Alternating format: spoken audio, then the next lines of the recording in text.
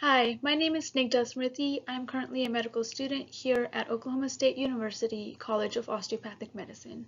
Today I will be speaking about my study that analyzes consistency that's present between the different resources utilized by medical students. There are numerous resources available that medical students can reach for in order to master the myriad of information that they are expected to.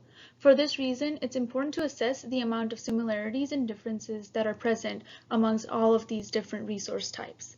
In this study specifically, a network analysis was done that looks at course materials, reference books, and review material. Previously, data mining studies were done in order to identify a list of topics that are common between various study resources.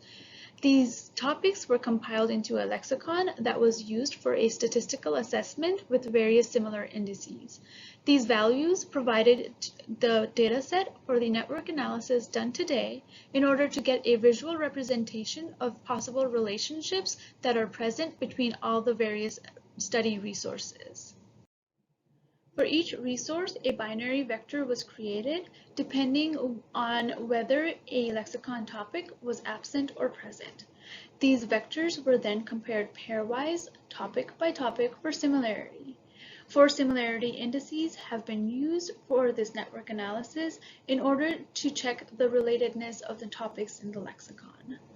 In order to get a better understanding of our data set, further network analytics were conducted in order to look at the density, diameter, closeness, average path length, and homophily.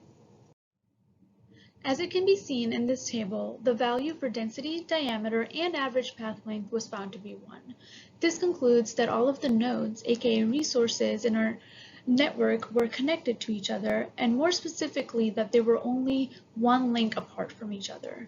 The value for closeness was found to be 0.0833 for every data set in our network.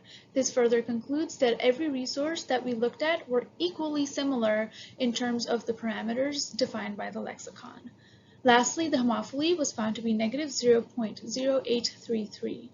For this value to be so close to 0, it means that our data set and our network did not have an implicit group-specific bias that would skew the conclusions that can be drawn. For instance, it concludes that every resource that we looked at were completely separate publications that just happened to have common topics that were discussed and found in this study. This group bar graph shows us the high number of common topics that were present in the resources throughout our data set. The highest commonality was found in course materials, followed by reference materials, and lastly, review books. This proves that the high number of common topics wasn't only present in a few handful resources, but rather it was a common theme seen throughout our data set. Looking at these networks, it can be reiterated once again that all of the resources in our dataset had a high level of interconnectivity.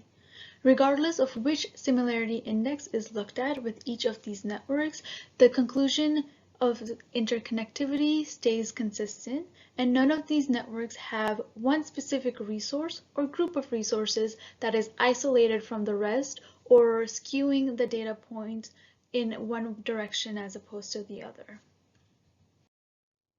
After reviewing the results, it can be seen that there's a high level of overlap in terms of the topics that all these resources cover.